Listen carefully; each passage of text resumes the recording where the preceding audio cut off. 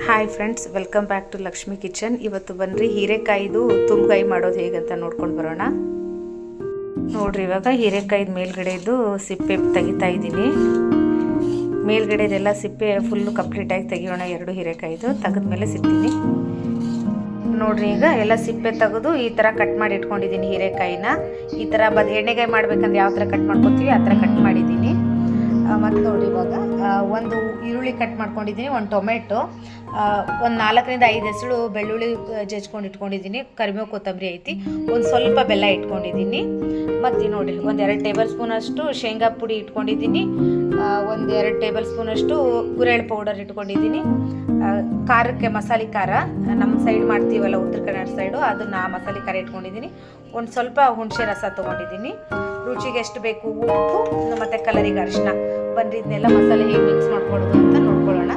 ನೋಡ್ರಿ, ಇವಾಗ ಶೇಂಗಾ ಪುಡಿ ಹಾಕ್ಕೊಂಡಿದ್ದೀನಿ, ಗುರೆಳ್ಳು ಪೌಡರ್ನು ಅದರಲ್ಲೇ ಹಾಕ್ತಾ ಇದ್ದೀನಿ.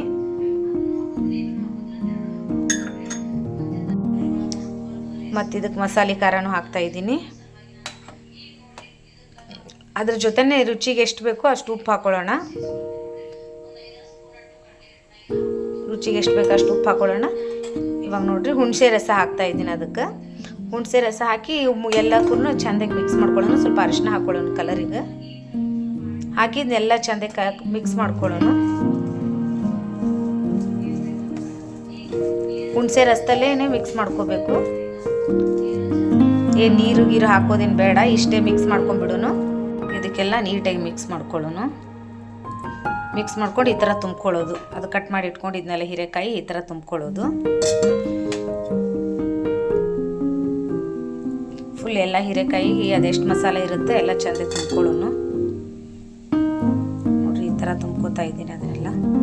ನೋಡ್ರಿ, ಎಲ್ಲ ತುಂಬ್ಕೊಂಡಿನಿ. ಉಳಿದಿರೋ ಮಸಾಲ ಒಗ್ಗರಣೆಗೆ ಹಾಕೊಳ್ಳೋನು.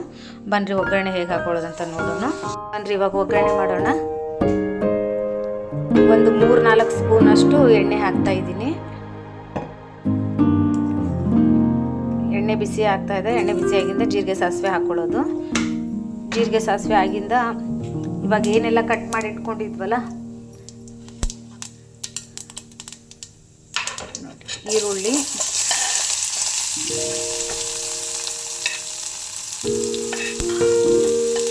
ಎಣ್ಣೆಗಾಯಿಗೆ ಏನೆಲ್ಲ ಮಸಾಲೆ ಹಾಕಿದ್ವಿ ಸೇಮ್ ಅದೇ ಥರನೇ ಹೀರೆಕಾಯಿದು ತುಂಬಗಾಯಿ ಮಾಡೋದು.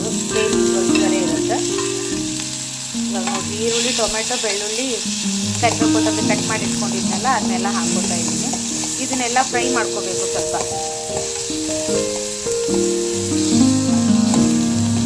ಎಲ್ಲ ನೀಟಾಗಿ ಫ್ರೈ ಆಗಿದ್ದ ಒಂಚೂರು ಹಿಂಗೆ ಪೌಡರ್ ಹಾಕೋತೀನಿ.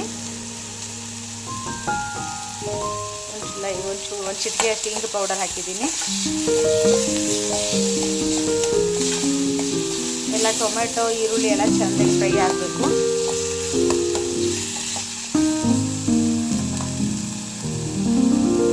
ಅದು ಮಸಾಲೆಗೂ ಕಲಿಸ್ಕೊಂಡಿದ್ದೀನಿ. ಇನ್ನೊಂದು ಸ್ವಲ್ಪ ಮೇಲ್ಗಡೆ ಇನ್ನೊಂದು ಸ್ವಲ್ಪ ಅರಿಶಿನ ಪುಡಿ ಹಾಕ್ಕೊಂಡಿದ್ದೀನಿ.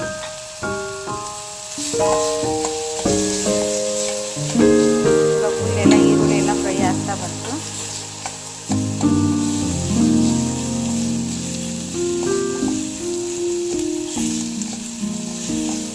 ನೋಡ್ರಿ, ಎಷ್ಟು ಚೆನ್ನಾಗಿ ಫ್ರೈ ಆಯ್ತಲ್ಲ. ಇವಾಗ ಮಾಡ್ಕೊಂಡು ಇಟ್ಕೊಂಡಿದ್ವಲ್ಲ, ಅದು ಹೀರೆಕಾಯಿ ಮಸಾಲೆ ಎಲ್ಲ ತುಂಬಿಕೊಂಡು ಅದನ್ನು ಹಾಕೊಳ್ಳೋಣ. ಇದ್ರಾಗ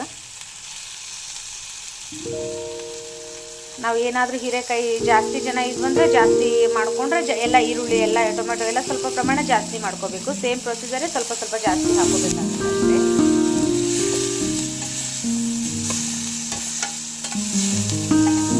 ನೋಡ್ರಿ, ಅದು ಉಳಿದಿತ್ತಲ್ಲ ಮಸಾಲ, ಅದಕ್ಕೆ ಸ್ವಲ್ಪ ನೀರು ಹಾಕಿ ಇದಕ್ಕೆ ಮಿಕ್ಸ್ ಮಾಡ್ಕೊಂಡ್ಬಿಡೋಣ.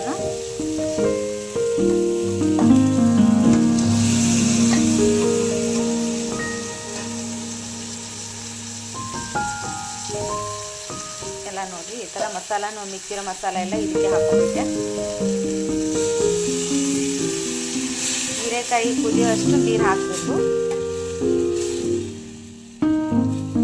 ನೋಡ್ರಿ, ಚೆನ್ನಾಗಿ ನೀರು ಹಾಕ್ಕೊಂಡಿದ್ದೀನಿ.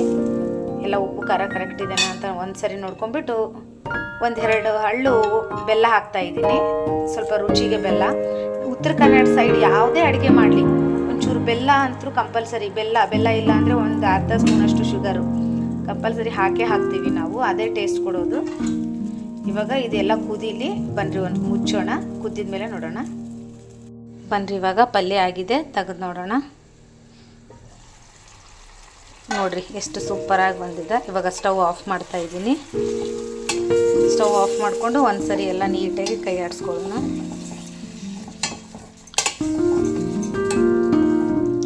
ಒಂದು 10 ನಿಮಿಷ ಕರೆಕ್ಟಾಗಿ ಟೈಮ್ ಹಚ್ಕೊಂಡು ಒಂದು 10 ನಿಮಿಷ ಕುದಿಸಿದ್ರೆ ಸಾಕಾಗುತ್ತೆ. ನೋಡ್ರಿ ಎಷ್ಟು ಚೆನ್ನಾಗಿ ಪಲ್ಯ ಬಂತು. ನೀವು ಒಂದು ಸರಿ ಮಾಡಿಬಿಟ್ಟು ಟೇಸ್ಟ್ ನೋಡಿರಿ. ನನ್ನ ರೆಸಿಪಿ ನಿಮಗೆ ಇಷ್ಟ ಆಗಿದ್ರೆ ನನ್ನ ಚಾನಲ್ನ ಸಬ್ಸ್ಕ್ರೈಬ್ ಮಾಡಿ, ಒಂದು ಲೈಕ್ ಮಾಡಿ. Thank you.